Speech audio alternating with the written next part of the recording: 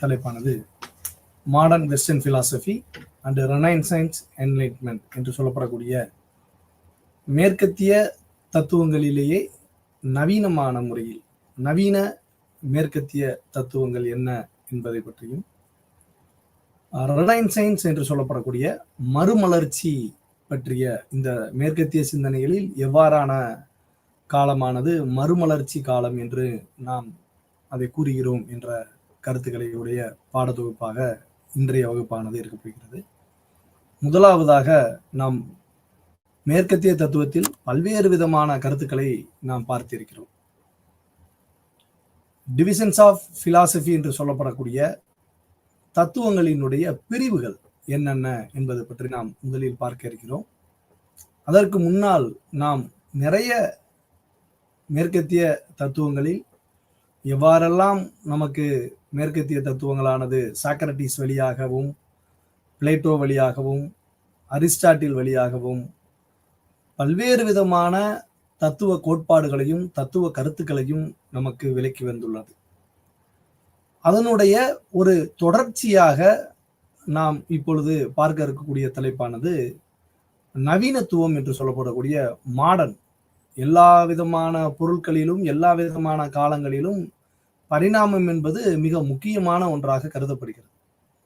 ஏனெனில் ஒரு பொருளானது அவ்வாறே இருக்குமே ஆனால் அதனுடைய மதிப்பானது தெரியப்படுவதில்லை.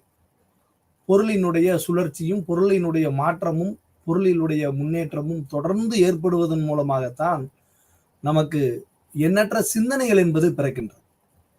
அதனுடைய அடிப்படையாக நாம் பார்த்தோமே ஆனால் தத்துவமும் அதற்கு மிஞ்சியதல்ல. ஒவ்வொரு காலகட்டத்திலும் தத்துவத்தினுடைய பரிணாமங்கள் எவ்வாறு உள்ளது, தத்துவம் எவ்வாறு வளர்ச்சி அடைந்தது, வளர்ச்சி அடைவதற்கான காரணங்கள் என்ன என்ற பல்வேறு விதமான கருத்துக்களானது இந்த மாடர்ன் வெஸ்டர்ன் பிலாசபி என்று பார்க்கக்கூடிய தலைப்பில் உள்ளது. அதை நாம் புரிந்து கொள்வதற்கு முன்னால் எதையெல்லாம் நாம் மாடர்ன் வெஸ்டர்ன் பிலாசபி என்று நாம் சொல்கிறோமோ இந்த மேற்கத்திய சிந்தனைகளில், அதற்கு முன்னால் தத்துவத்தினுடைய வகைகளானது எவ்வாறு பிரிக்கப்படுகிறது, அதனுடைய பரிணாமங்கள் எவ்வாறு வளர்ச்சி அடைந்து ஒவ்வொரு காலகட்டத்திற்கும் அது பயனுள்ளதாகவும் அறிவு சிந்தனைகளை பெருக்குவதற்கான ஒரு வழியாகவும் எவ்வாறு கோட்பாடுகள் பயன்படுத்தப்பட்டன என்பதை நாம் பார்க்க இருக்கிறோம்.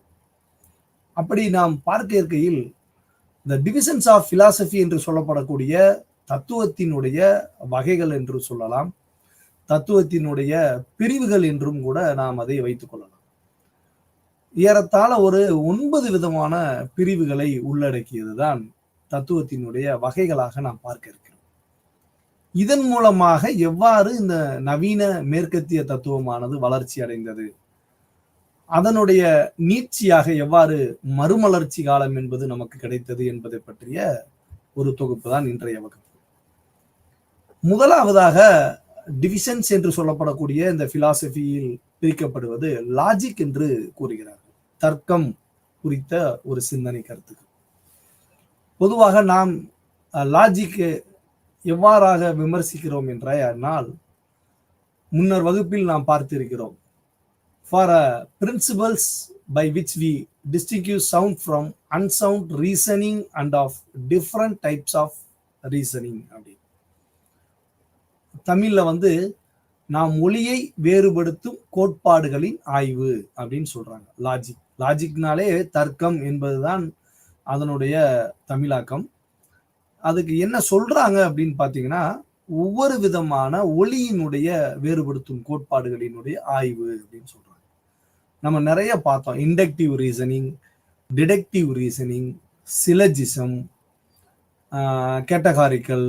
போன வகுப்புல நம்ம லாஜிக் சம்பந்தமான பல்வேறு விதமான கருத்துக்களையும் அவை எவ்வாறு கணிதத்திலும் எவ்வாறு தத்துவ ரீதியாகவும் சென்டென்சஸை நமக்கு மேக் பண்ணுவதிலும், ஒரு சென்டென்ஸை இன்னொரு சென்டென்ஸோடு நாம் தொடர்பு கொண்டு பார்க்கையிலும் எவ்வாறாகலாம் நமக்கு பயன்பட்டுள்ளது என்பதை நாம் பார்த்திருக்கிறோம். அதனுடைய ஒரு வெளிப்பாடாக இதை கூறுகிறார்கள். இந்த ரீசனிங் என்று சொல்றோம். நம்ம பார்த்தோம் இண்டக்டிவ், டிடக்டிவ். அப்ப ஒவ்வொரு விதமான கோட்பாடுகளின் மூலமாக நம்ம ஒரு இதை வந்து நம்ம ஒப்பிட்டு பார்க்கணும்னா 2 இது வேணும். ஒப்பீடுனாலே இன்னொருதையும் ஒப்பிட்டு பார்க்க வேணும். அப்ப அந்த மாதிரியான தொடர்ச்சிகளை, அது வந்து சவுண்ட் ஒலியை வைத்து இவர்கள் கூறிய முதலில் வந்து ஒலியை வைத்து தான் அதை வந்து அந்த ரீசனிங் டெஸ்ட்டை வந்து செய்கிறாங்க அரிஸ்டாட்டில் காலத்துல. அதுக்கப்புறம் தான் அது வந்து ஃபார்ம்ல வருது நம்மளுக்கு.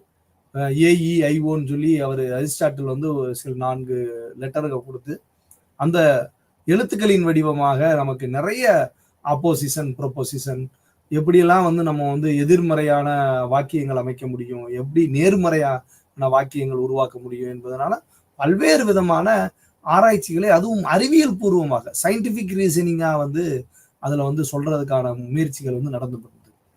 அப்ப இந்த தர்க்கம் என்பது தத்துவத்தில் இன்றியமையாத ஒரு பிரிவாக நாம் பார்க்க வேண்டும்.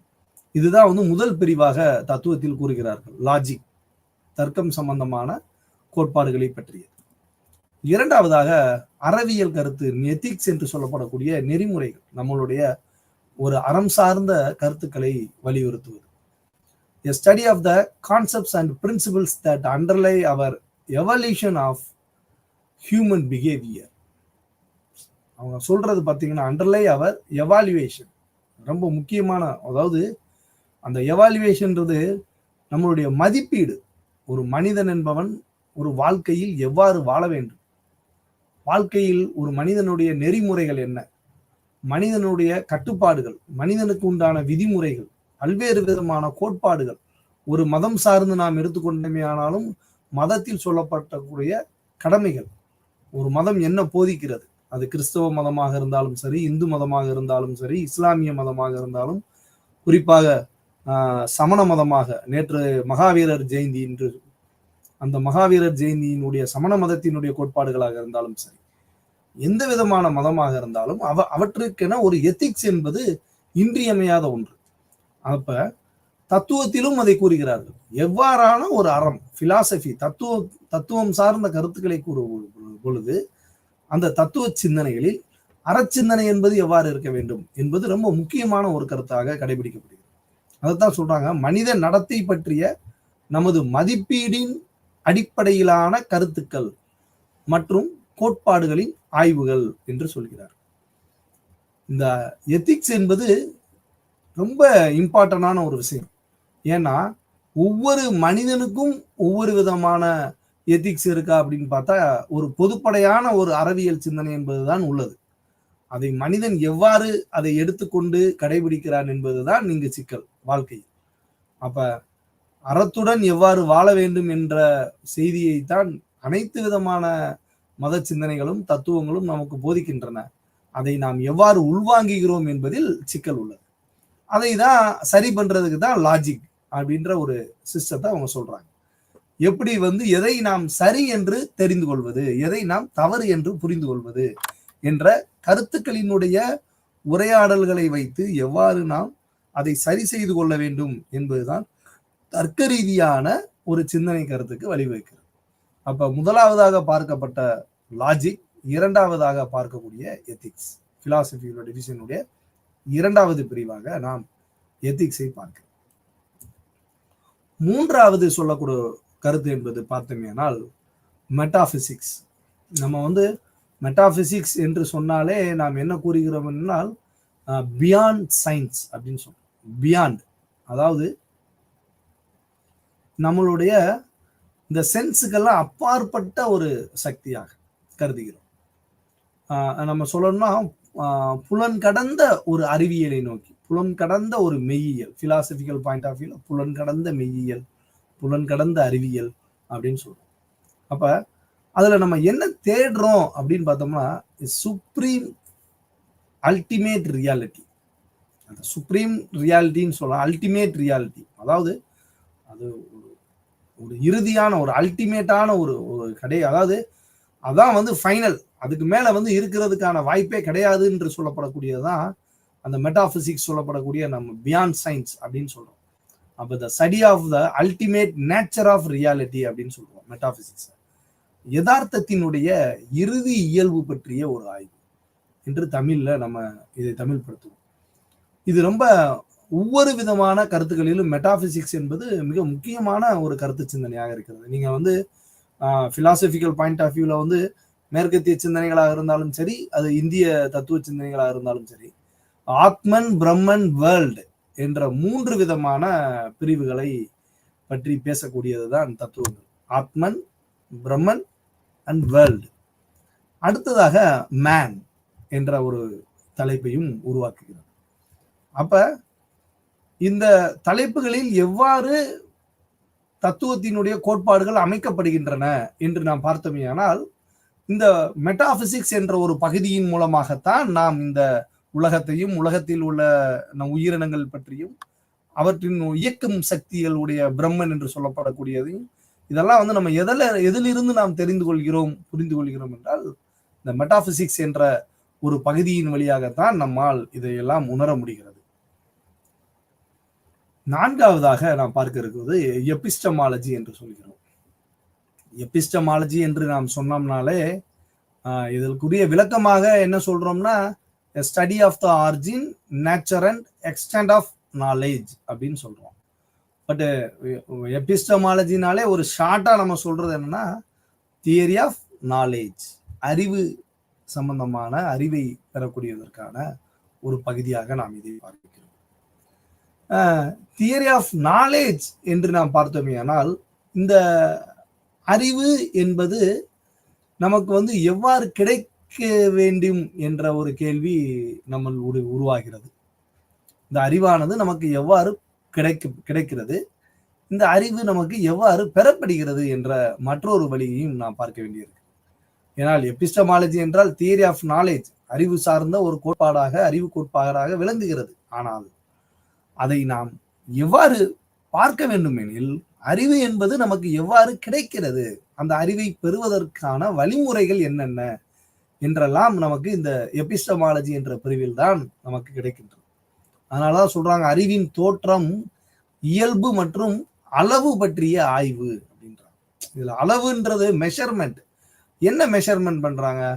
அறிவுல எதுவும் அளவு இருக்கா, அளவினுடைய வேறுபாடுகள் இருக்கானா, அறிவினுடைய புரிந்து கொள்ளும் தன்மையிலிருந்து அவர்கள் அந்த மெஷர்மெண்ட்டை எடுக்கிறாங்க.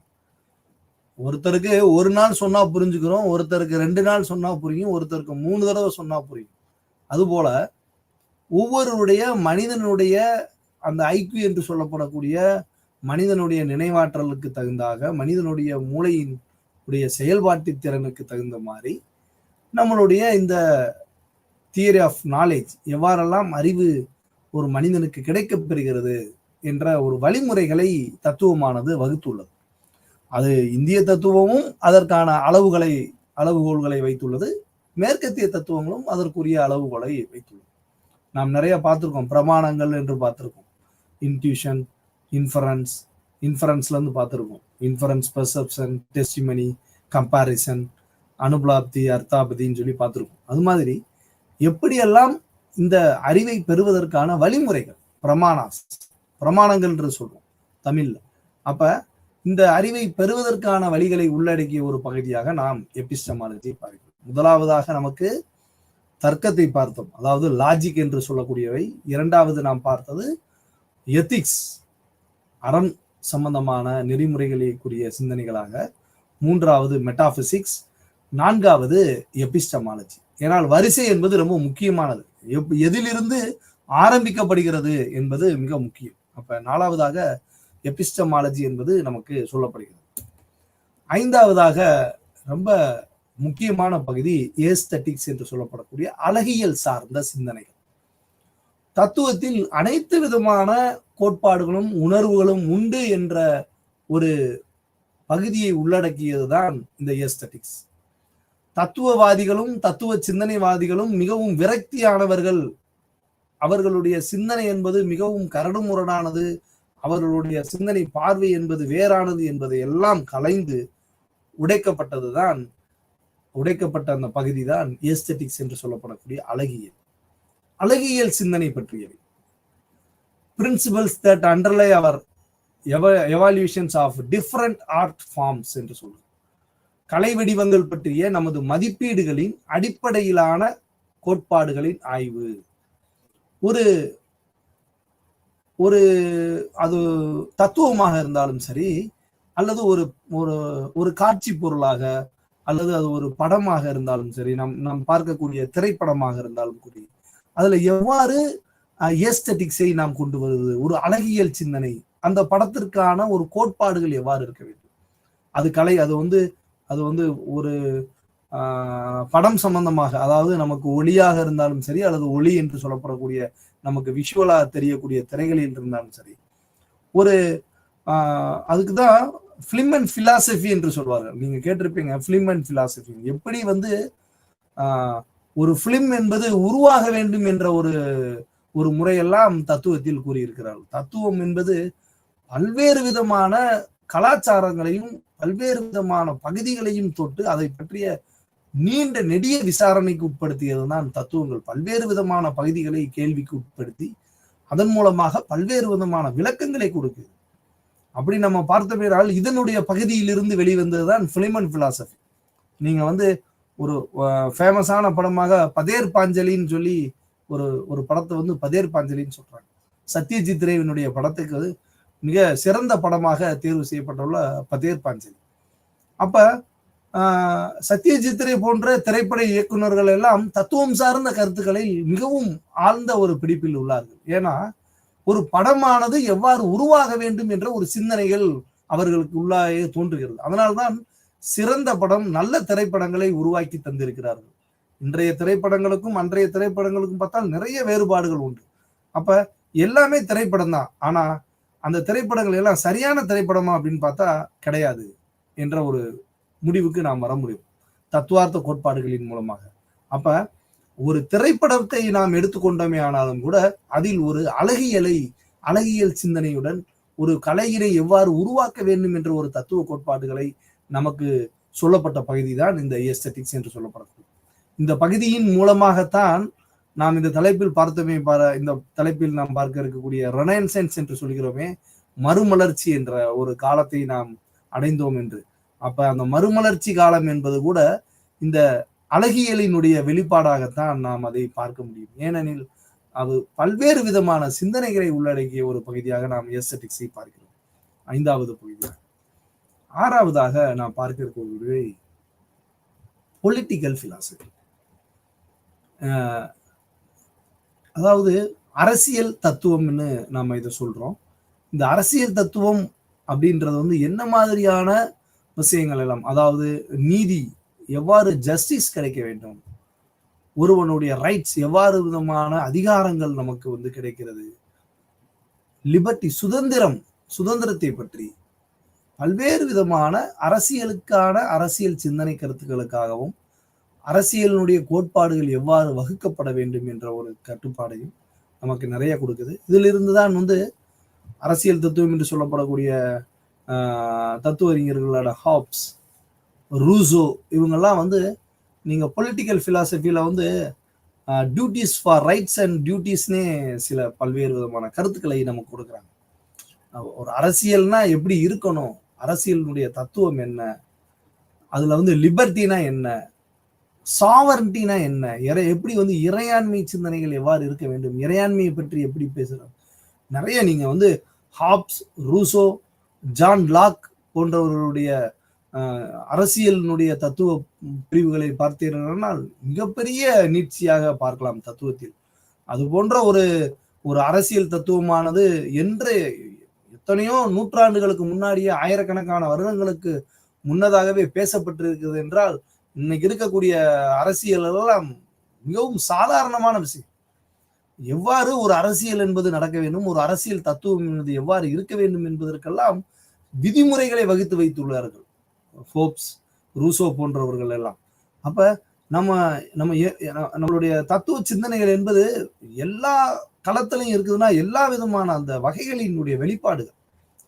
அதனுடைய அடிப்படையில் தான் political philosophy study of the fundamental principles of the state, particularly those involving justice, authority, liberty and order அப்படின்னு சொல்றாங்க. அரசியல் தத்துவம் என்பது அரசினுடைய அடிப்படை கோட்பாடுகள், குறிப்பாக அந்த அடிப்படை கோட்பாடுகள் என்று சொன்னமே ஆனாலே அந்த கோட்பாடுகளுக்குள் என்னென்னலாம் கொண்டு வர்றாங்கன்னு பாத்தீங்கன்னா நீதி, அதிகாரம், சுதந்திரம் மற்றும் ஒழுக்க முறைகள் போன்ற ஒரு உள்ளடக்கிய பகுதியாகத்தான் நாம் இந்த அரசியல் தத்துவத்தை பார்க்க வேண்டும் என கூறுகிறார்.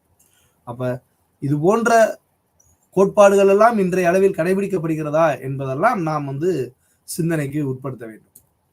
அடுத்ததாக அவர்கள் சமயத்தை தொடுகிறார்கள். ஒரு தத்துவத்தினுடைய வகைகளில் சமயத்தையும் உள்ளடக்கிறார். த பிலாசபி ஆஃப் ரிலிஜியன் அப்படின்னு சொல்றாங்க. Study of the nature, kinds and object of religious belief என்று சொல்றார். அதாவது இங்க நம்பிக்கை என்பது ரொம்ப மிக முக்கியமான ஒன்றாக கருதப்படுகிறது. ஏனெனில் அது எந்த மதமாக இருந்தாலும் முதலாவதாக அந்த மதத்தின் மீதான ஒரு நம்பிக்கை. நம்ம ஒவ்வொரு மதத்திலையும் நீங்க பாத்தீங்கன்னா பிரிமிட்டிவ் ரிலிஜியன்ஸ் சொல்றோம், சிறு குறு தெய்வ வழிபாடுன்னு சொல்றோம். அதெல்லாம் பாத்தீங்கன்னா கடா விட்டுறாங்க, சேவல் இருப்பாங்க, இந்த மாதிரியான சின்ன சின்ன சடங்குகள் செய்யப்பட்டவை எல்லாம் பாத்தீங்கன்னா சாமி ஆடுறது. இப்ப கூட மதுரையில் பாத்தீங்கன்னா குறிப்பாக சித்திரை திருவிழா மத நம்பிக்கைக்கான ஒரு மிக முக்கியமான ஒரு வெளிப்பாடான திருவிழாவாக மதுரையில் நடந்து கொண்டிருக்கிறது. அப்ப இது போன்ற ஒரு சமயத்தின் மீதான நம்பிக்கைகளை நாம் உடைத்து விடக்கூடாது. அப்ப மதத்தினுடைய தத்துவம், மத நம்பிக்கையினுடைய இயல்பு, அதனுடைய வகைகள் மற்றும் அந்த பொருள்கள் பற்றிய ஆய்வு என்பதை பற்றிய பார்க்கக்கூடிய பகுதி தான் இந்த பிலாசபி ஆஃப் ரிலிஜன் என்று பார்க்கக்கூடிய. நீங்க எந்த ஒரு மதத்தினுடைய வழிபாட்டு முறைகளையும் நீங்க கொஸ்டின் பண்ணிடவே முடியாது. ஏன்னா அது எல்லாமே ஒரு நம்பிக்கையின் அடிப்படையிலாக எடுக்கப்படக்கூடிய ஒரு முடிவுகளாக இருக்கிறது. ஒவ்வொரு வழிபாட்டு முறைக்கும் ஒரு விதமான ஒரு சின்ன சின்ன கதைகள் என்பது இங்கு இருக்கிறது. எந்த ஒரு விஷயமாக இருந்தாலும் சரி, அதற்கு பின்னால் ஒரு சின்ன கதைகள் என்பது இருக்கிறது. அந்த கதைகள் வழி வழியாக வந்த கதைகளாக இருக்கிறது. அதை நீங்கள் மாற்ற நினைத்தாலும் மாற்றம் செய்யப்பட மாட்டாது. அந்த கதையினுடைய அந்த கதையில எதுவும் கட்காப்பிமா ஏதாச்சும் கூடுதல் குறைச்சிருக்கான்னு பார்த்தா அது இருக்காது. 100 ஆண்டுகளாக பேசப்பட்டு வந்தாலும் அந்த 100 ஆண்டுகளும் என்ன கருத்தை பேசப்பட்டு வந்ததோ அதே கருத்தை தான் இன்னும் வரப்போற 100 ஆண்டுகளாக இருந்தாலும் அதே கருத்தோடு தான் சமய நம்பிக்கை என்பது இயங்கும். அப்ப சமய நம்பிக்கை என்பதை நாம் யாரும் அதனுடைய கருத்துக்கள் மீது கேள்விகளையோ அதன் மீது விதமான விவாதங்களையோ வைத்து விட முடியாது. அதை பற்றிய விமர்சனங்களை நாம் தெரிவிக்கலாம். அது பற்றிய விமர்சன கோட்பாடுகள் என்பது நமக்கு பாடங்களிலே சொல்லப்படுகிறது. எதிலையுமே கேள்வி கேட்கணும்னு தான் சொல்லுது. மேற்கத்திய சிந்தனைகள்ல சாக்ரட்டிஸ் சொல்ல கொடுக்குவதே தத்துவ அறிஞர், முதலாவதாக நமக்கு அறியப்பட்ட மேற்கத்திய சிந்தனையுடைய தத்துவ அறிஞரே என்ன சொல்றாரு, எதுனாலும் கேள்வி கேளு அப்படின்றார். அவர் மேல் சுமத்தப்பட்ட குற்றச்சாட்டே அதான், கரப்டிங் ஃபார் யூத் என்று சொல்கிறார்கள். அரசியலில் அவருக்கு ஹெம்லாக் என்று கொடுக்கப்பட்ட விஷத்திற்கான தண்டனைக்கு 2 விதமான குற்றச்சாட்டுகள் சுமத்துகிறார்கள். ஒன்னு கரப்டிங் ஃபார் யூத், 2வது என்ன சொல்றாங்க, பிலீவ் காட். அவங்களுடைய அந்த கிரீக் காடுகள் மேல் உள்ள நம்பிக்கையை அவர் கும்பிடலை, இறைவன் மீது கும்பிடலை அப்படின்றதான் குற்றச்சாட்டாக வைக்கிறாங்க. அப்ப ஒரு மதத்தின் மீதான தத்துவம் என்பது மிக முக்கியமான ஒருதாக கருதப்படுகிறது. அவற்றில் நாம் எந்த விதமான விமர்சனங்களுக்கு வேணுமால் உட்படலாமே தவிர அவற்றினுடைய அடிப்படை கருத்துக்களை நாம் கேள்வி கேட்பதற்கு எந்த இடத்திலும் அது முடியாது, அது எந்த மதமாக இருந்தாலும் சரி. அப்ப இந்த சமயத்தினுடைய தத்துவ சிந்தனை என்பதும் ரொம்ப முக்கியமானது. அதுக்கு அடுத்ததாக அறிவியலாக பிலாசபி ஆஃப் சயின்ஸ் சொல்றாங்க. Study of methods, assumptions and limits of scientific practice அப்படின்னு சொல்றாங்க. அறிவியல் தத்துவம், பிலாசபி ஆஃப் சயின்ஸ் என்று சொல்லப்படக்கூடிய அறிவியல் தத்துவம் என்பது அறிவியல் நடைமுறையினுடைய முறைகள். ஒவ்வொரு அறிவியலில் சொல்லப்படக்கூடிய அந்த முறைகள், மெத்தட்ஸ் என்று சொல்லப்படக்கூடிய முறைகளிலும் அனுமானங்கள் மற்றும் வரம்புகள் பற்றிய ஒரு ஆய்வு என்று சொல்கிறார். நீங்க அறிவியல்ல டெஸ்ட் பண்றோம், ஒரு லேப் டெஸ்ட் பண்றீங்கன்னா இதுவா அதுவான்னு ஒரு டிசிஷன் இருக்கும். அதான் அனுமானி, அசம்ப்ஷன். நம்ம அசம்ப்ஷன்ல நம்ம எதையுமே சொல்ல முடியாது. ஃபைனல் ரிசல்ட் வர்ற வரை நம்ம எதுவும் சொல்ல முடியாதுன்னு சொல்லுவோம். அது மாதிரி சொல்லுவாங்க, 2 மணி நேரம் நாங்க இப்ப டெஸ்ட் பண்ணிட்டு இருக்கோம், அதுக்கப்புறம் தான் நாங்க எந்த முடிவுனாலும் சொல்ல முடியும்வாங்க மருத்துவத்துல. அது மாதிரி ஒரு அசம்ப்ஷன், நல்லா இருக்கும், நல்லா இல்லை, இதுவா இருக்கலாம், அதுவா இருக்கலாம்ன்ற கருத்துக்கள் எல்லாம் அந்த அசம்ஷன்ல தான் வந்து சேரும். அப்ப ஒரு அறிவியல் தத்துவம் என்பது எவ்வாறாக இருக்க வேண்டும், அதனுடைய நடைமுறை எவ்வாறு இருக்க வேண்டும், அந்த நடைமுறையினுடைய சிந்தனைகள், அதற்குரிய வரம்புகள், த லிமிட்ஸ், அந்த லிமிட்டுக்கு மேல தாண்டிருச்சுன்னா அது வந்து வேற ஒரு பிரிவாக போய்விடும். அப்ப ஒவ்வொருக்கும் ஒரு சில கட்டுப்பாடுகளை வைத்து அந்த கட்டுப்பாடுகளின் மூலமாக ஒவ்வொரு வித தத்துவ கோட்பாடுகளை விளக்கக்கூடிய ஒரு பகுதியாக பிலாசபி ஆஃப் சயின்ஸ் என்று தெரியும். அடுத்து ஹிஸ்டரி ஆஃப் பிலாசபி என்று சொல்கிறோம். Study of the emergence, examination and evolution of philosophical ideas as found in the writing of philosophers. தத்துவத்தின் வரலாறு என்பது தத்துவவாதிகளின் எழுத்துக்களில் காணப்படும் தத்துவ கருத்துக்களின் தோற்றம், ஆய்வு மற்றும் பரிணாமம் பற்றிய ஆய்வு எல்லாத்தையும் உள்ளடக்கியது. இது வந்து ஒரு தத்துவத்தின் வரலாறு என்பது நம்ம சொல்லப்படக்கூடிய அனைத்து விதமான பிரிவுகளையும் உள்ளடக்கி அவற்றிற்கான ஹிஸ்டரி என்ன, அதுக்கான எவ்வாறெல்லாம் ஒரு சிந்தனைகள் பரிணாமமாக வளர்ந்திருக்கிறது என்பது பற்றிய ஒரு முழுமையான ஒரு ஆய்வாக நாம் இந்த ஹிஸ்டரி ஆஃப் பிலாசபி என்பதை பார்க்கலாம். அப்ப இந்த தத்துவத்தினுடைய வகைகள் என்று நாம் பார்க்கிற பொழுது இந்த 9 விதமான வகைகளும் மனித குலத்திற்கு எவ்வாறெல்லாம் ஒரு பாலமாக இணைந்துள்ளது என்று நாம் பார்க்கிறோம். பார்த்ததை வந்து எப்படியெல்லாம் பிரிச்சு நம்ம பார்க்கலாம் அப்படின்னா, எபிஸ்டமாலஜி என்பதுல நாலேஜ் அண்ட் ட்ரூத் என்ற ஒரு பகுதியாகவும், மெட்டாபிசிக்ஸ்ல வந்து ரியாலிட்டி அண்ட் பீயிங், லாஜிக்ல ஆர்குமெண்டேஷன், ரீசனிங், ஆக்சியாலஜில எஸ்தெட்டிக்ஸ், எத்திக்ஸ், பொலிட்டிக்கல் பிலாசபியில ஸ்டேட் அண்ட் கவர்மெண்ட் என்று சொல்லப்படக்கூடிய நம்மளுடைய அரசு எவ்வாறு இருக்க முடியுமா, அந்த அரசியல் தத்துவம், மாநில அரசு, ஒரு ஒரு ஒரு ஷார்ட்டா இது வந்து எப்படியெல்லாம் இந்த முன்னாடி சொல்லப்பட்டதை நம்ம எப்படியெல்லாம் இதை வந்து இந்த கிளைகளுடைய இதை வந்து எப்படி நம்ம ஒரு ஒரு ஃபார்ம்ல கொண்டு வர்றது என்ற ஒரு பகுதியாக நாம் இதை பார்க்கிறோம். ஜஸ்ட் அந்த 9 பிரிவுகளை எப்படியெல்லாம் சொல்லலாம் அப்படின்னு சொல்லி நம்ம சொல்லியிருக்கோம். வேற ஒன்றும் இல்லை, அந்த கருத்துக்கள் கொண்டு. இந்த கருத்துக்களினுடைய அடிப்படையாக நமக்கு தான் introduction to modern western philosophy, நவீன மேற்கத்திய தத்துவ சிந்தனை என்பது பிறகுறது.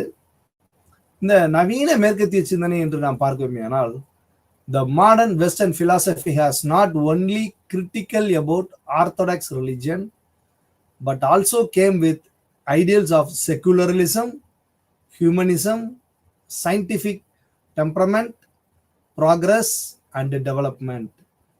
Skepticism, rationality, individualism and scientific methods are influenced the human conception in understanding the world.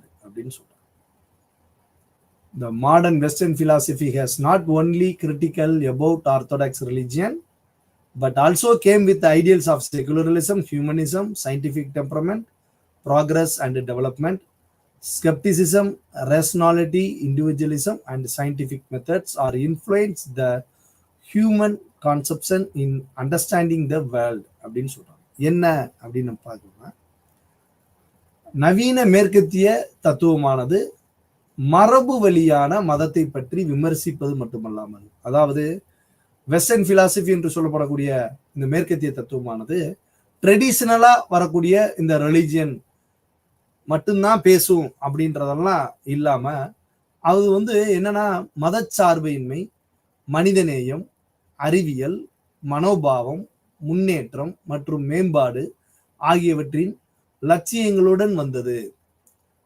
அதுல நம்ம பிரிவா பார்த்த சந்தேகம், பகுத்தறிவு, தனித்துவம் மற்றும் விஞ்ஞான முறைகள் ஆகியவை உலகத்தை புரிந்து கொள்வதில் மனித கருத்தை எவ்வாறெல்லாம் பாதிக்கின்றன என்ற சிந்தனைகள். அதாவது நான் ஃபர்ஸ்ட் பார்த்தோம் பாருங்க, லாஜிக், எபிஸ்டமாலஜி, மெட்டாபிசிக்ஸ். ஏன் வந்து பிரான்ச்சஸ் ஆஃப் பிலாசபியை வந்து நம்ம ஃபர்ஸ்ட் பார்த்தோம்னா, இந்த மாடர்ன் வெஸ்டர்ன் பிலாசபியை எவ்வாறு நான் புரிஞ்சுக்கிறோம் அப்படின்னா, நம்ம அதை புரிஞ்சுக்கிறோம்.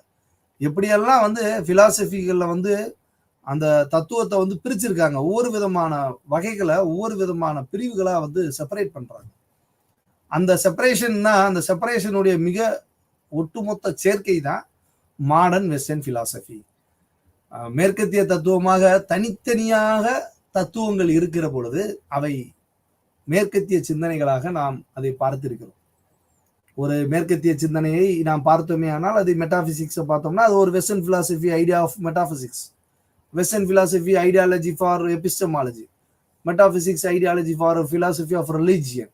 பட் அதை ஒட்டுமொத்த சேர்க்கையாக நாம் பார்க்கிற பொழுது நமக்கு ஒரு புதுமையான ஒரு நவீன மேற்கத்திய சிந்தனை என்பது நமக்கு பிறக்கிறது. என்ன பிறக்கிறது என்றால், நாம் ஒரு தத்துவத்தை மட்டும் பார்க்காமல் மற்றொரு தத்துவத்தையும் சேர்த்து ஒப்பிடுகிற பொழுது நமக்கு பல்வேறு விதமான புதிய தத்துவ சிந்தனைகள் என்பது கிடைக்கிறது. அந்த தத்துவ சிந்தனைகளினுடைய வெளிப்பாடுதான் நமக்கு இந்த மாடர்ன் வெஸ்டர்ன் பிலாசபி என்று சொல்லப்படக்கூடிய நவீன மேற்கத்திய சிந்தனைகள். என்ன நவீன மேற்கத்திய சிந்தனைகள்? நிறைய சிந்தனைகள் நமக்கு வந்துள்ளது. நவீன மேற்கத்திய சிந்தனை என்று சொன்னோம்னால ரெனே டேகார்ட்ஸ் என்று நம்ம சொல்லிக்கிறோம். டேகார்ட்ஸை பத்தி அது பின்னாடி நம்ம விரிவா பார்க்கிறோம். இப்ப நம்ம ஜஸ்ட் லைட்டா பார்க்க போயிருக்கோம். அப்ப மேற்கத்திய தத்துவம் என்பது எவ்வாறெல்லாம் ஒரு ஒரு ஆரம்ப கட்டத்தில் உள்ள சமயத்தினுடைய கோட்பாடுகளை மட்டும்தான் இது பேசும் அப்படின்றதெல்லாம் இல்லாம எப்படியெல்லாம் ஒரு ஹியூமானிட்டியை பத்தி பேசுது, சயின்ஸை பத்தி எப்படி பேசணும், அதனுடைய டெவலப்மெண்ட் எப்படி இருக்க போகுது, அந்த டெவலப்மெண்ட்ல இருந்து நமக்கு பார்க்கக்கூடிய அனைத்து விதமான பிரிவுகள் நம்ம பார்த்தோம். அறிவியல்ல பிலாசபி சயின்ஸ்ல பார்த்தா அசம்சன் சொல்றோம். அந்த அசம்சன் நீங்க சந்தேகமா வச்சுக்கலாம். அப்ப எப்படியெல்லாம் அந்த சந்தேக ஒவ்வொரு விதமான விவாதங்களில் எவ்வாறெல்லாம் நமக்கு தேவைப்படுகிறது, அந்த சந்தேகத்தை எவ்வாறு உடைத்தெறிவுன்னா பகுத்தறிவு வேணும். அப்ப பகுத்தறிவு சிந்தனை என்பது எப்படி தோன்ற வேண்டும் என்பதெல்லாம் பற்றிய ஒரு மிக ஒட்டுமொத்தமான கலவை தான் இந்த மாடர்ன் வெஸ்டர்ன் பிலாசபி என்று சொல்லப்படக்கூடிய பகுதியானது. Rene Descartes is often credited with being the father of modern philosophy. This title is justified due both to his break with the traditional scholastic Aristotelian philosophy, prevalent at his time, and to his development and promotion of the new mechanistic sciences என்று சொல்கிறார். Rene டேகார்ட்ஸ் பெரும்பாலும் நவீன தத்துவத்தின் தந்தை என்று பாராட்டப்படுகிறார்.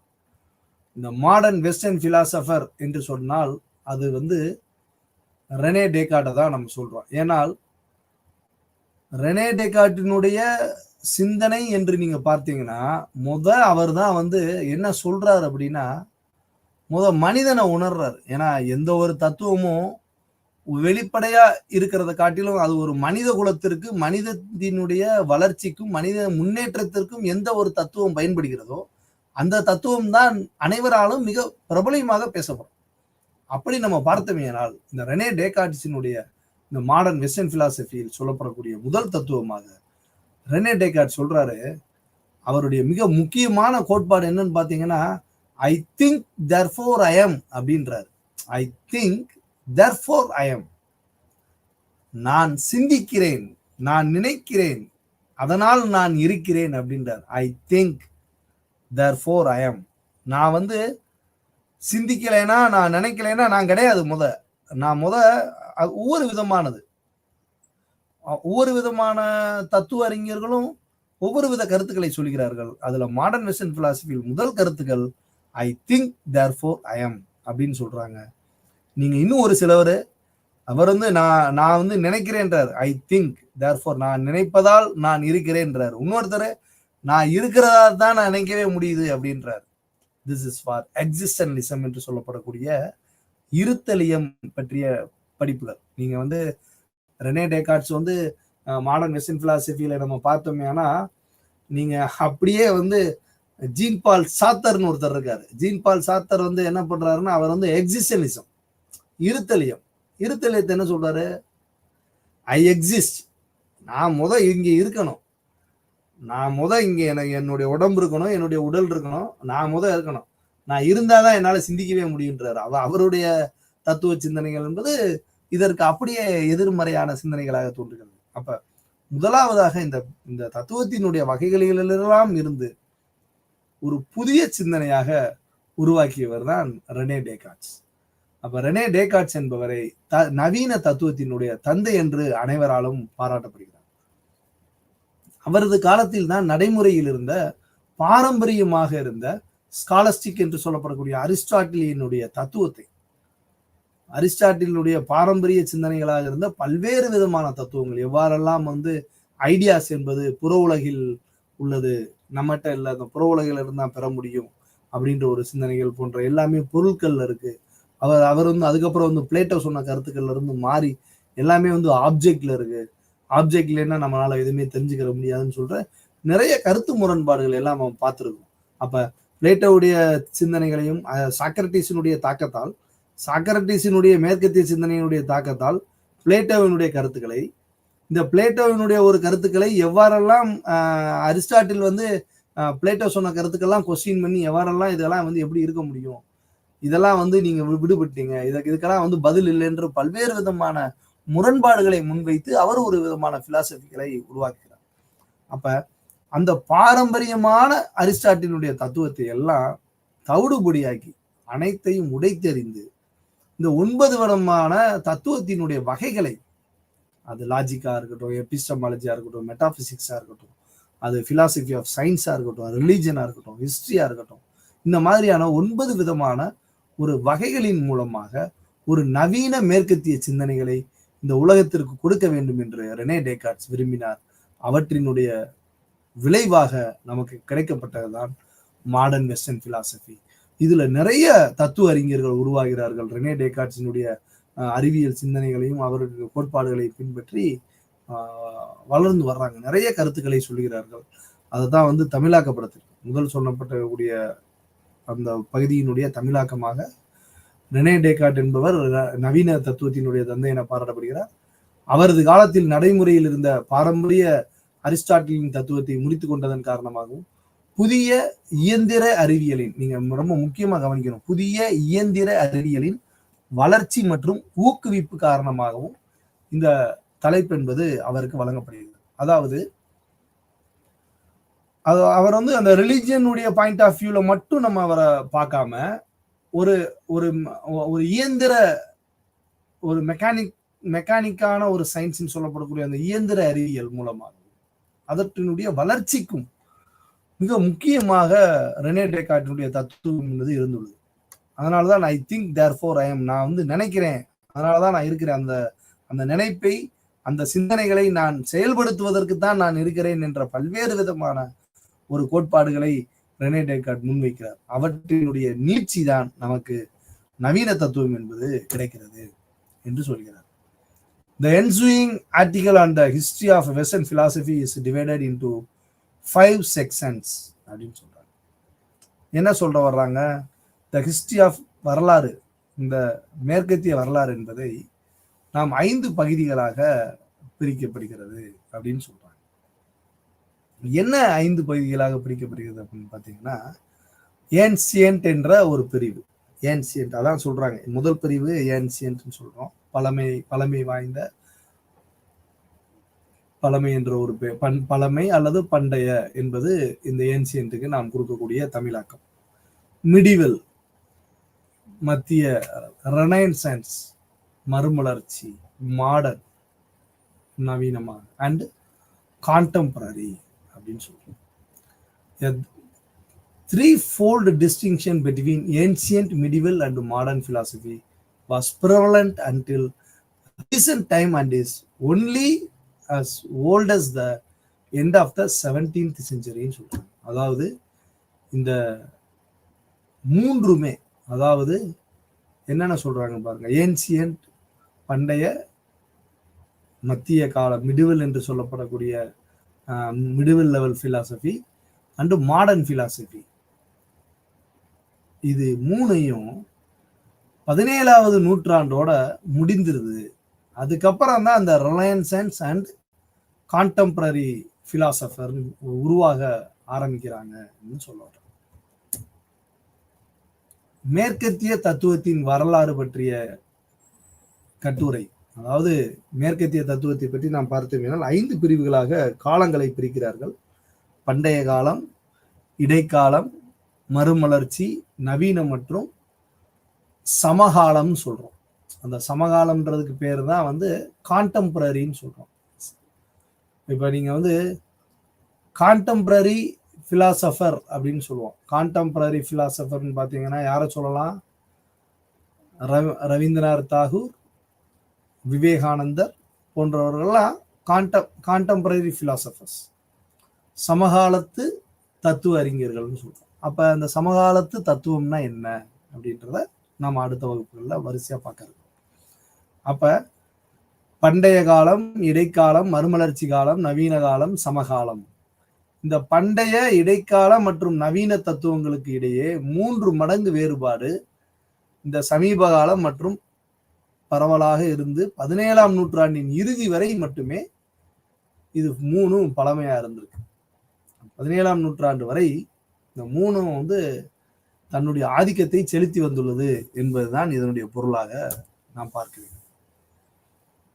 அப்ப இந்த பண்டைய காலம் எவ்வாறெல்லாம் பண்டைய காலத்தில் தத்துவ கோட்பாடுகள் இருந்தன, அந்த மிடிவல் பிலாசபி என்று சொல்லப்படக்கூடிய அந்த சமகாலத்தில் இருக்கக்கூடிய தத்துவங்கள் என்னென்னவா இருந்தது. அடுத்ததாக மாடர்ன் நவீனத்துவம் என்று சொல்லப்படக்கூடிய நவீன சிந்தனைகள் எவ்வாறு பிறந்துள்ளது என்பதெல்லாம் நாம் பார்க்கிறோம்.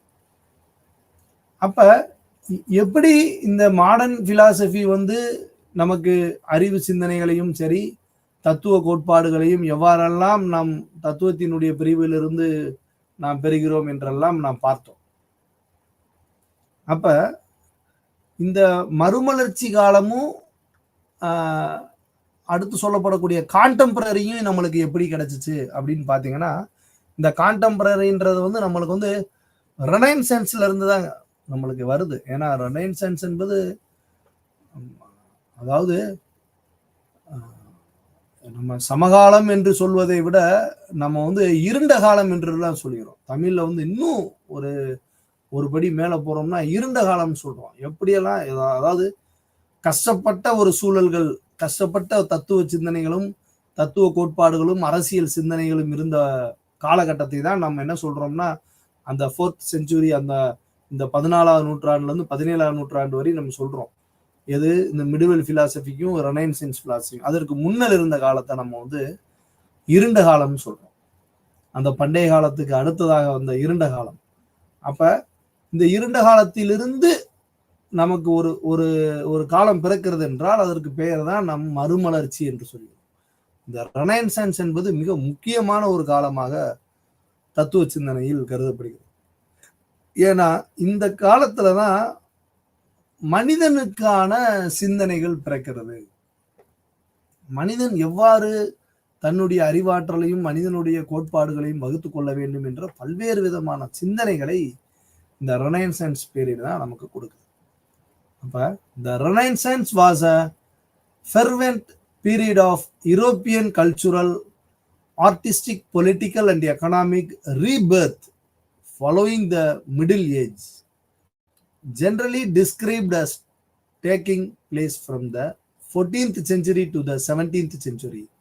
The Renaissance promoted the rediscovery of classical philosophy, literature and art அப்படின்னு சொல்றாங்க. என்ன சொல்றாங்கன்னு பாத்தீங்கன்னா, மறுமலர்ச்சியானது இடைக்காலத்தை தொடர்ந்து ஐரோப்பிய கலாச்சார, கலை, அரசியல் மற்றும் பொருளாதார மறுபிறப்பின் தீவிரமான காலமாகும் சொல்றாங்க. இந்த மறுமலர்ச்சி காலத்தை என்ன சொல்றாங்கன்னு பாத்தீங்கன்னா,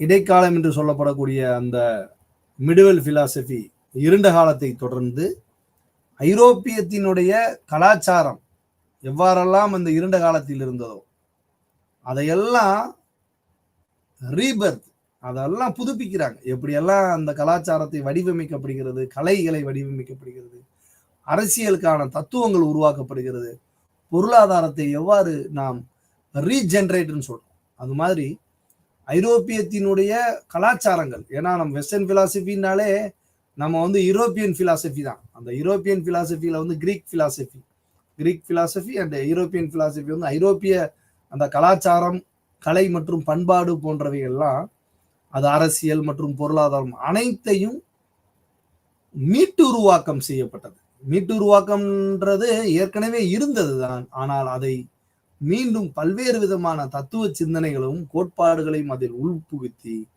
அதை ஒரு புதிய ஒரு பிறப்பாக, புதிய ஒரு பரிணாம வளர்ச்சியாக, அதற்கு ஒரு மறுபிறப்பை கொடுக்கப்பட்ட காலத்தின் பெயர்தான் மறுமலர்ச்சி என்று நாம் கூறுகிறோம். இந்த மறுமலர்ச்சி என்பது குறிப்பாக 14ஆம் நூற்றாண்டு முதல் 17ஆம் நூற்றாண்டு வரை நடப்பதாக பொதுவாக நாம் கருதுகிறோம். 14th century to 17th century என்பது ரெனைசன்ஸ் பீரியடாக நாம் பார்க்கிறோம். மறுமலர்ச்சியானது கிளாசிக்கல், தத்துவம், இலக்கியம் மற்றும் கலை ஆகியவற்றின் மறு கண்டுபிடிப்பை ஊக்குவித்தது. ஏன்னா இந்த சிஸ்டம் இது இப்படிதான் இருக்கணும், அதுக்கு மேல இது போகக்கூடாதுன்ற ஒரு ஒரு கலாச்சார கட்டுப்பாடுகள் எல்லாம் உடைச்செறியுது. இந்த ரெனைசன்ஸ் பீரியட்ல மாற்றம் செய்யப்பட்டு எப்படி தத்துவங்கள் பரிணாமிக்கிறது. இங்க ஒரு பக்கம் ரேஷனலிஸ்ட் வர்றாங்க, ஒரு பக்கம் எக்ஸிஸ்டன்லிஸ்ட் வர்றாங்க. அப்ப அப்ப எப்படி அதுக்கடுத்து அதை விட நீட்சியா இங்க இப்ப மாடர்ன் பிலாசபின்றதே என்ன பண்றாங்க, போஸ்ட் மாடர்னிசம்னு மாத்துறாங்க, பின்னை நவீனத்துவம்ன்றாங்க. அது அந்த பிலாசபி பாத்தீங்கன்னா இன்னும் பயங்கரமா இருக்கும். அதுக்கடுத்து கன்ஸ்ட்ரக்ஷன்றாங்க, அமைப்பியல். அதுக்கடுத்து டீகன்ஸ்ட்ரக்ஷன்றாங்க. ஜாக்யூஸ் டெரிடான்றவர் அவர் டீகன்ஸ்ட்ரக்ஷனை பத்தி பேசுறாரு. எப்படி கட்டுடைத்தல்ன்றாரு. ஒரு ஃபார்ம் நீ பண்ணி வச்சத அந்த ஃபார்மை எப்படி உடைக்கலாம், அந்த தத்துவத்தினுடைய கோட்பாடை எப்படி உடைச்சு தகர் தெரிகிறது என்ற பற்றிய ஒரு பிலாசபிக்கல் பாயிண்ட் ஆஃப் வியூலாம் வருது. இந்த சிந்தனைகள்லாம் எப்ப வருது அப்படின்னு பாத்தீங்கன்னா, இந்த 17ஆம் நூற்றாண்டு முதல் 17ஆம் நூற்றாண்டு வரையான காலத்தில் தான் நமக்கு இந்த தத்துவ சிந்தனைகள் என்பது பிறக்கிறது. ஏன் பிறக்குது அப்படின்னு பாத்தீங்கன்னா, இந்த பழைய இருண்ட காலத்தில் உள்ள இடைக்காலத்தில் உள்ள கோட்பாடுகளை எல்லாம் மாற்றி மீட்டு உருவாக்கம் செய்து அதை ஒரு மறுமலர்ச்சி செய்யப்பட்ட ஒரு காலத்தை தான் பொருளாதார ரீதியாகவும் அரசியல் ரீதியாகவும் இலக்கியங்களையும் கலைகளையும் கலாச்சாரத்தையும் மனிதனுடைய வாழ்வியல் முறைகளையும் பல்வேறு விதமான தலைப்புகளையும் பல்வேறு விதமான தத்துவ கோட்பாடுகளையும் விரிவாக்கம் செய்து அதை மீட்டுருவாக்கம் ஏற்படுத்திய ஒரு காலத்தை தான் நாம் அந்த 17ஆம் நூற்றாண்டு வரை உள்ள காலத்தை மறுமலர்ச்சி காலம் என கூறுகிறோம். இந்த மறுமலர்ச்சி காலத்தில் தான் நமக்கு எண்ணற்ற சிந்தனைகள் பிறக்கப்பட்டுள்ளது. அவற்றினுடைய வெளிப்பகுதியாகத்தான் நிறைய வேறுபாடுகள், மாற்றங்கள் தத்துவங்களிலும் இலக்கியத்திலும் புதிய படைப்புகளாகவும் அழகியலாகவும் நமக்கு இந்த ஒவ்வொரு விதமான சூழல்களுக்கு ஏற்றவாறு எவ்வாறு நம்மை சர்வைவல் பண்ணிக்கிறோம் அப்படின்ற ஒரு நம்மை தயார்படுத்திக் கொள்ள வேண்டும் என்ற ஒரு சூழல்கள்லாம் நமக்கு இந்த மறுமலர்ச்சி காலத்தில் கிடைக்கப்படுகிறது. இந்த மறுமலர்ச்சி காலத்துல நம்ம சொல்லிட்டோம், பொதுவா கலாச்சாரம், அறிவியல், அரசியல், பண்பாடு போன்றதெல்லாம் நம்ம எப்படி மீட்டுருவாக்க செஞ்சிருக்கோம், அன்றையதுல எப்படி அரசராட்சி மன்னராட்சி எல்லாம் இருந்துச்சு அப்படின்னு பார்க்கிறோம். இப்ப எப்படி எலெக்ஷன் வருது. அப்ப அந்த பரிணாமங்கள் முறைகளை நம்ம ஒவ்வொன்றா ஏத்துக்கிட்டு வரோம். அப்ப அந்த ஒரு சூழல்ல எப்படியெல்லாம் நம்மளுக்கு நடந்துச்சுன்ற ஒரு விஷயங்கள் நம்மளுக்கு தெரியாது. அப்ப அதெல்லாம் எப்படி இருந்திருக்கும் அப்படின்ற ஒரு சூழல்கள் எல்லாம் கட்டுப்படுத்தி அதுல சின்ன கட் காப்பி பேஸ்ட் மாதிரி எதெல்லாம் சரியில்லையோ, எதெல்லாம் ரொம்ப ரெஸ்ட்ரிக்டா இருக்கு, எதெல்லாம் இன்றைக்கு இருக்கிற சூழ்நிலையில மக்கள் கடைபிடிக்க முடியாது, இதை கடைபிடிக்கலாம், இதெல்லாம் லாஜிக்கல் ரீசன். அதுக்கு தான் அந்த பிரான்ச்சஸ். எல்லாத்தையும் நீக்க முடியாதுல்ல. ஒரு சில விதிமுறைகள் இருந்துச்சுன்னா இந்த விதிமுறைகள் எல்லாத்துலையும் இல்லைன்னு சொல்லி நீக்க முடியாது. அப்ப விதிமுறைகள் என்பது கம்பல்சரி. அப்ப அந்த ரூல்ஸை எப்படி நம்ம இம்ப்ளிகேட் பண்ணணும் அப்படின்னு பாக்குறப்ப அது தர்க்க ரீதியா நம்ம சிந்திக்கிறோம். அதுக்கு தான் இந்த பிரான்ச்சஸ். அப்ப எதையெல்லாம் நீக்க வேண்டும், எதையெல்லாம் சேர்க்க வேண்டும், எதையெல்லாம் நீக்கவே கூடாது என்ற கட்டுப்பாடுகளையும் கட்டுப்பாடு சார்ந்த உணர்வுகளையும் நமக்கு உட்படுத்திய காலமாக ரெனைசன்ஸை நாம் பார்க்கிறோம். இந்த ரெனைசன்ஸ் காலத்துல நம்மளுக்கு இந்த கேரக்டரிஸ்டிக்ஸ்ன்னு சொல்றோம். அதுக்கான சில முக்கிய பண்புகள்னு சொல்றோம்.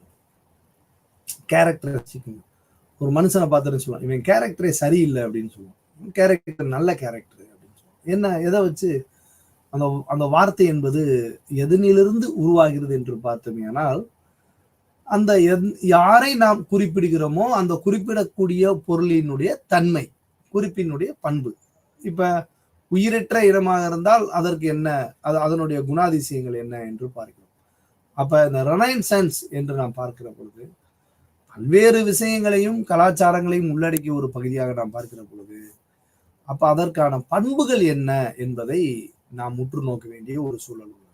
அப்ப இந்த ரெனைசன்ஸ் அப்படின்னு சொல்லப்படக்கூடிய மறுமலர்ச்சிக்கு என்னென்னலாம் பண்பு இருக்கணும், எந்தெந்த பண்புகள்லாம் இருந்தா இது வந்து ஒரு அந்த ரெனைசன்ஸுக்குரிய ஒரு சரியான ஒரு பாதையாக இருக்க முடியும் என்பதுக்கு ஒரு 7 விதமான கேரக்டரிஸ்டிக்ஸ் கொடுத்துருக்காங்க. இந்த 7 விதமான கேரக்டரிஸ்டிக்ஸ் உள்ளடக்கியது தான் இந்த மறுமலர்ச்சியினுடைய பிரிவுகளாக நான் பார்க்கிறேன். என்ன அப்படின்னு பார்த்தீங்கன்னா, முதலாவதா ஹியூமானிசம், மனிதனை பற்றிய சிந்தனைகள், மனித சிந்தனைகளை பற்றி பேச வேணும். அதற்கான பல்வேறு அதனுடைய கருத்துக்கள் வந்து ரொம்ப முக்கியமானதாக பார்க்க வேண்டும் சொல்றாங்க. அடுத்தாக்கல சொல்லப்படக்கூடிய ஆர்ட், கலை, எந்த ஒரு விஷயமா இருந்தாலும் அதில் ஒரு கலை நயம், அது ஒரு கலை நோக்கத்தோடு நாம் எந்த ஒரு வேலையும் செய்ய வேண்டும்.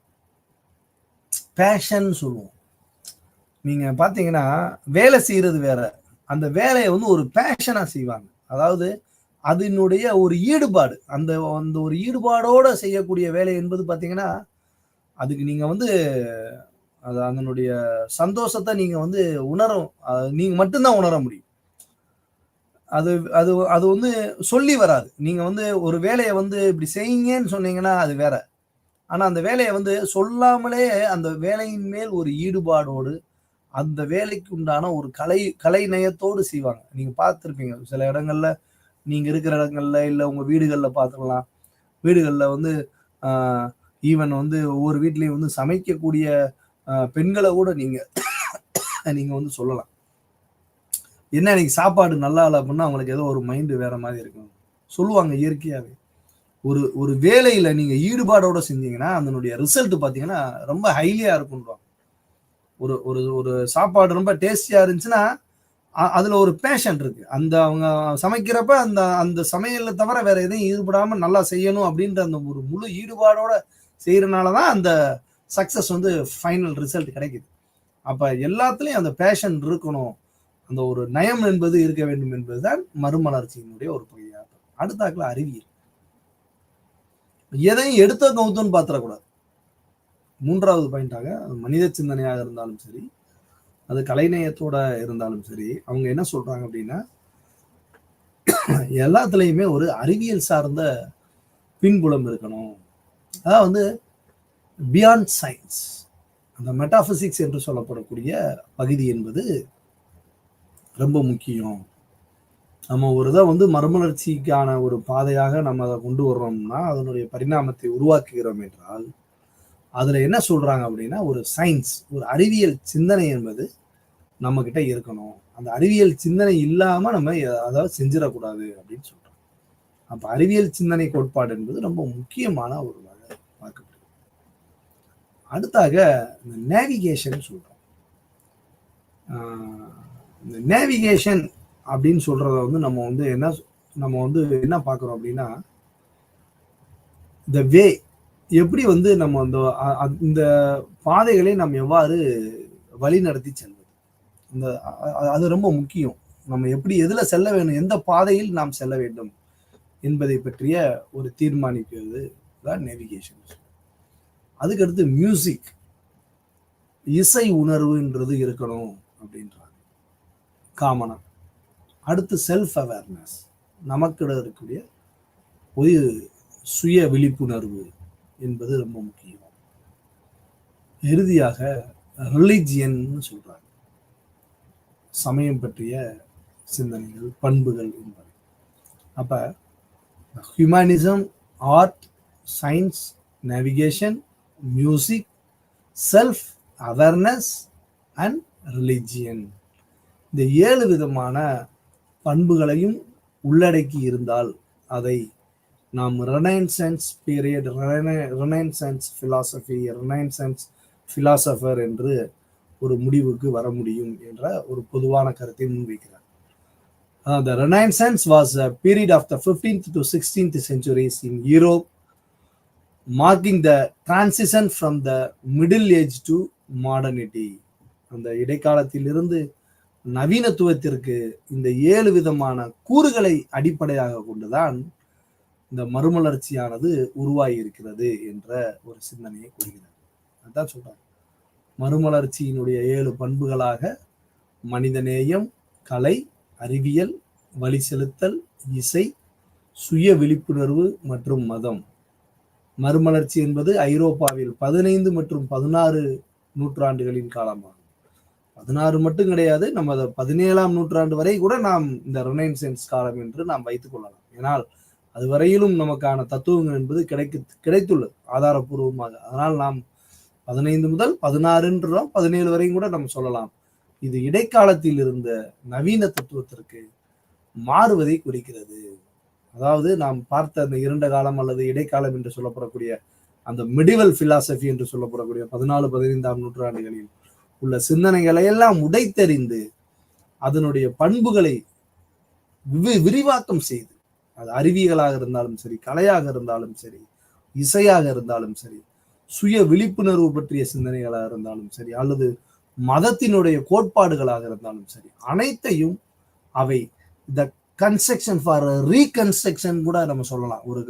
ஒரு கன்ஸ்ட்ரக்ஷனை வந்து மறு அமைப்புன்னு சொல்றோம். அது மாதிரி பிலாசபிக்கல் பாயிண்ட்ல இருந்ததை வந்து ஒரு மறு அமைப்பு செய்த ஒரு காலம் தான் இந்த ரெனைசன்ஸ் காலம். இந்த ரெனைசன்ஸ் காலத்துக்கு வந்து இந்த பண்புகளை உள்ளடக்கியதுதான் நாம் மிடிவல் டு ரெனைசன்ஸ் என்று கூறுகிறோம். இப்போ ஷார்ட்டா வந்து ஏன் இந்த ரெனைசன்ஸுக்கான ஒரு ஆசிரியராக, ரெனைசன்ஸினுடைய மறுமலர்ச்சிக்கான ஒரு நபராக அறியப்படுகிறார் என்று நாம் பார்க்கிறோம். ஏன்னா அடுத்த வகுப்பானது நமக்கு இதனுடைய தொடர்ச்சியாக மாடர்ன் பிலாசபரை பற்றிய ரெனே டேகார்டை பற்றிய பாடமாகத்தான் உள்ளது. அதனால் நாம் அவரை பற்றி ஒரு வெளிப்படையான கருத்துக்கள் மட்டும், அவர் என்ன பிறந்தார், அதெல்லாம் வந்து நம்ம வந்து அடுத்த வகுப்புல வந்து டீட்டெயிலா பார்க்க போறோம். அவர் என்ன, அவருடைய பிலாசபி என்ன அப்படின்றதுனால நம்ம அடுத்து பார்க்க போறோம். ஜஸ்ட் ஃபார் ஜென்ரல் நோட்டா நம்ம பார்க்கறது வந்து இந்த ரெனைசன்ஸ் அப்படின்னு பார்க்குறப்ப நமக்கு father of modern philosopher for Rene Descartes. So what is Rene Descartes known for அப்படின்னு பார்த்தோம்னா, Rene Descartes is most commonly known for his philosophical statement, I think therefore I am. ஏற்கனவே நான் உங்களுக்கு சொன்னேன், I think therefore I am. அவர் வந்து ஒரு book ஒன்று போடுறாரு. அது நீங்கள் பார்த்தீங்கன்னா அந்த கொஹிட்டோ எர்கோ சம் என்ற ஒரு படைப்பானது ரெனே டேகார்டால் படைக்கப்படுகிறது. ஃபர்ஸ்ட் பார்த்தீங்கன்னா ஃப்ரெஞ்சில் வந்து அவர் படைக்கிறாரு, ஒரிஜினாலிட்டி வந்து ஃப்ரெஞ்சில் படைக்கிறாரு. அதுக்கப்புறம் அதனுடைய மறு பதிப்பாக அவர் வந்து என்ன பண்ணாருன்னா லத்தீன் மொழியில அவர் வந்து டிரான்ஸ்லேட் பண்றாரு. இந்த லத்தீன் மொழியில டிரான்ஸ்லேட் பண்றப்ப இந்த புத்தகமானது மிக எண்ணற்ற புத்தகங்கள் விற்று தீர்ந்துள்ளன. இந்த கொஹிட்டோ எர்கோ சம் என்ற புத்தகமானது நவீன பிலாசபி, எப்படி மாடர்ன் பிலாசபியில் மறுமலர்ச்சிக்கான சிந்தனைகளை உள்ளடக்கிய புத்தகமாக அவை லத்தீன் மொழியில் மறுபதிப்பு செய்யப்பட்ட பொழுது அவருடைய பிரெஞ்சு புத்தகமானது மிக முக்கியமாக அனைவராலும் பேசப்பட்ட ஒரு புத்தகமாக கருதப்படுகிறது. அதுதான் வந்து ரெனே டேகார்ட்ஸ் எதற்காக அறியப்படுகிறார் என்றால், ரெனே டேகார்ட்ஸ் பொதுவாக தத்துவ கூற்றுக்காக அறியப்பட்டவர். நான் நினைக்கிறேன், அதனால் நான் இருக்கிறேன் முதலில் பிரெஞ்சு மொழியில் வெளிவந்தது, ஆனால் லத்தீன் மொழிபெயர்ப்பால் மிகவும் பிரபலமானதுதான் இந்த கொஹிட்டோ எர்கோ சம் என்ற ஒரு புத்தகமானது. அப்ப நம்மளுடைய இந்த மாடர்ன் வெஸ்டர்ன் பிலாசபி என்று சொல்லப்படக்கூடிய பாடமானது எவ்வாறெல்லாம் தத்துவ பிரிவுகளிலிருந்து நமக்கு பயணித்துள்ளது, ஒரு 9 விதமான பிரிவுகளாக முன்னதாக நாம் பார்த்தோம். அதாவது logic, epistemology, metaphysics, philosophy of science, philosophy of religion, history of philosophy போன்ற பல்வேறு விதமான தத்துவத்தினுடைய கருத்துக்களினுடைய வழியாக நமக்கு மாடர்ன் வெஸ்டர்ன் பிலாசபி என்பது கிடைத்துள்ளது. அவற்றினுடைய அந்த மிடிவல் பிலாசபி என்று சொல்லப்படக்கூடிய இடைக்கால தத்துவத்திலிருந்தும் அல்லது இருண்ட காலம் என்று சொல்லப்படக்கூடிய தத்துவத்திலிருந்தும் நம்மை மீட்டுருவாக்கம் செய்யப்பட்டதுதான் இந்த ரெனைசன்ஸ் பீரியட் என்று சொல்லப்படக்கூடிய மறுமலர்ச்சி காலம். இந்த மறுமலர்ச்சியினுடைய சிந்தனைகளையும் இந்த ரெனைசன்ஸ் என்று சொல்லப்படக்கூடிய காலத்தைக்கும் மிக சரியாக எவ்வாறெல்லாம் நாம் அதை அறிவியல் ரீதியாகவும் அரசியல் ரீதியாகவும் மனித தத்துவத்தின் மூலமாகவும் எவ்வாறு நாம் பரிணாமித்துக் கொள்வது, அவற்றினுடைய நீட்சி, இடைக்காலத்தினுடைய நீட்சியாக சுமார் 14ஆம் நூற்றாண்டு முதல் 17ஆம் நூற்றாண்டு வரை மறுமலர்ச்சி காலம் என்பது எவ்வாறு இருந்துள்ளது, அந்த மறுமலர்ச்சி காலத்தினுடைய சிந்தனைகள் எவ்வாறு நமக்கு கிடைத்துள்ளது என்பதை பற்றிய சிந்தனை தான் இந்த பாடத்தில் நாம் பார்த்தோம். அடுத்த வகுப்பில் நாம் சந்திப்போம்.